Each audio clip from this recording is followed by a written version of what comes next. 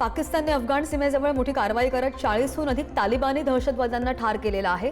बलुचिस्तानमधील spin बोल्डक भागामध्ये तालिबाननं 4 ठिकाणी हल्ल्यांचा प्रयत्न सुद्धा केला, पण पाकिस्तानी सैन्यानं तो हाणून पाडल्याचं दिसतंय। या कारवाईमध्ये 15 ते 20 तालिबानी ठार झालेले असून खैबर पख्तूनख्वामधील कुरमर सेक्टरमध्ये टीटीपी आणि अफगाण तालिबानने पाकिस्तानी चौक्यांवर हल्ला केला होता। मात्र पाकिस्तानच्या जोरदार प्रत्युत्तरामध्ये 25 ते 30 हल्लेखोर ठार झाले असून 8 चौक्या उद्ध्वस्त केल्या गेल्यात। या संघर्षामध्ये मैत्री फाटकाचं सुद्धा मोठं नुकसान झालंय। गेल्या काही दिवसांपासून पाकिस्तान आणि अफगाणिस्तानमध्ये भीषण संघर्ष सुरू असून पाकिस्तानने अफगाणिस्तानमधील काबूल जवळच्या काही ठिकाणांना लक्ष्य करून केलेल्या एअर स्ट्राईक नंतर हा संघर्ष आणखी चिघळला। दरम्यान पाकिस्तान आणि अफगाणिस्तानमधील तालिबानकडून चालवल्या जाणाऱ्या प्रशासनाने बुधवारी संध्याकाळपासून पुढील 48 तासांसाठी तात्पुरता युद्धविराम घोषित करण्यास सहमती दर्शवली आहे आणि सीमेवर नव्यानं झालेल्या संघर्षानंतर हे पाऊल उचलण्यात आल्याची माहिती आहे। पाकिस्तानच्या परराष्ट्र मंत्रालयानं घोषित करण्यात आलेल्या या युद्धविरामाचा उद्देश सीमेवर उफाळलेल्या संघर्षानंतर निर्माण झालेली कटुता कमी करणं आणि चर्चेचा मार्ग खुला करण्यासाठी आहे। गाझामध्ये हमासने इस्रायली हेर असल्याच्या संशयाने 8 जणांना रस्त्यावर गोळ्या घातल्यात।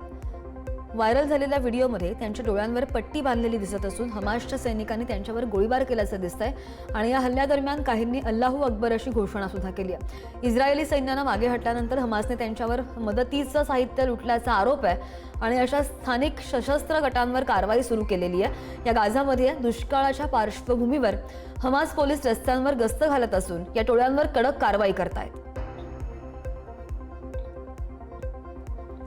आम्ही हमासचं नाव जगाच्या नकाशावरून पुसून टाकू असा इशारा इस्रायली लष्कर प्रमुख एयाल झमीर यांनी दिलाय। सगळे बंदी आणि मृतदेह परत मिळवण्यासाठी इस्रायली सैन्य शांत बसणार नाही, हे आमचं नैतिक, राष्ट्रीय आणि यहुदी कर्तव्य असल्याचं त्यांनी ठामपणे सांगितलंय। दरम्यान झमीर यांचं हे विधान अशा वेळी आलंय जेव्हा हमासकडून देवाणघेवाणीमध्ये फसवणुकीचे आरोप समोर आले। हमासकडून अजूनही 21 मृतदेह देण्यात आलेले नाहीत आणि गेल्या 2 दिवसांमध्ये केवळ 7 मृतदेह परत करण्यात आल्याची माहिती।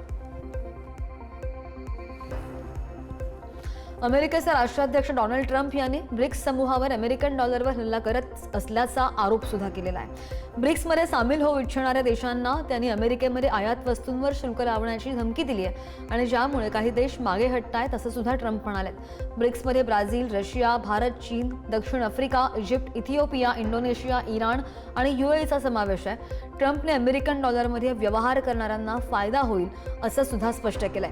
ब्रिक्सने सुद्धा शुल्क वाढीमुळे व्यापारामध्ये अडथळ्यांबाबत चिंता व्यक्त केली आहे।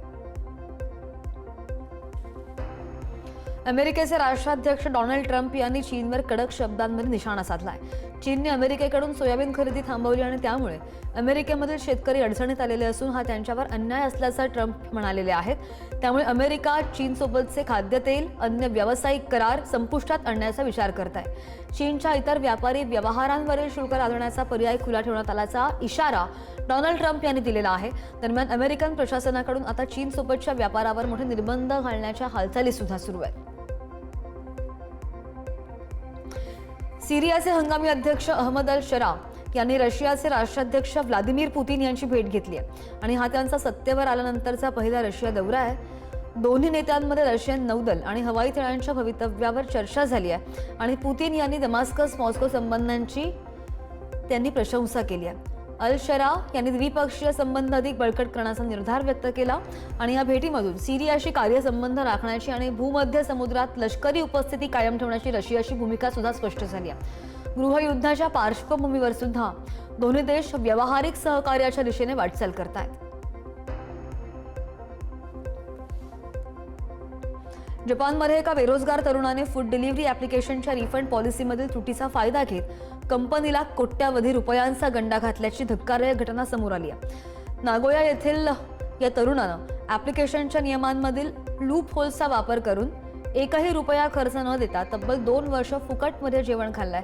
ताकुया हिशा ग्युमोतो असं या तरुणाचं नाव आहे आणि त्याने डेमा कॅन फूड डिलिव्हरी ॲपला 21 लाखांचा चुना लावलाय। हा व्यक्ती या फूड डिलिव्हरी ॲप्लिकेशनवरून जेवण ऑर्डर करायचा आणि त्यानंतर अन्न मिळालं नाही अशी खोटी तक्रार ॲप्लिकेशनवर टाकायचा, कंपनीकडून रिफंड मिळवायचा। त्याने 2 वर्षांमध्ये कंपनीची अंदाजे 21 लाखांची फसवणूक केली आहे। जगामधील सर्वात शक्तिशाली पासपोर्ट म्हणून ओळखला जाणारा अमेरिकेचा पासपोर्ट गेल्या 2 दशकांमध्ये पहिल्यांदाच पहिल्या 10 देशांच्या यादीमधून बाहेर पडलाय. आता अमेरिकेचा पासपोर्ट हा 12व्या क्रमांकावर आहे. 2025च्या हेनले पासपोर्ट इंडेक्समध्ये भारताचा पासपोर्ट 85व्या क्रमांकावर घसरलाय आणि आता भारतीय पासपोर्ट धारकांना गेल्या वर्षीच्या 59 देशांच्या तुलनेमध्ये फक्त 57 देशांमध्ये व्हिसा फ्री प्रवेश मिळणार आहे. हे एक प्रकारची जागतिक क्रमवारी आहे आणि ज्यामध्ये एखाद्या पासपोर्टमुळे नागरिकांना कितपत प्रवासाचं स्वातंत्र्य मिळतं यानुसार देशांची क्रमवारी लावली जाते.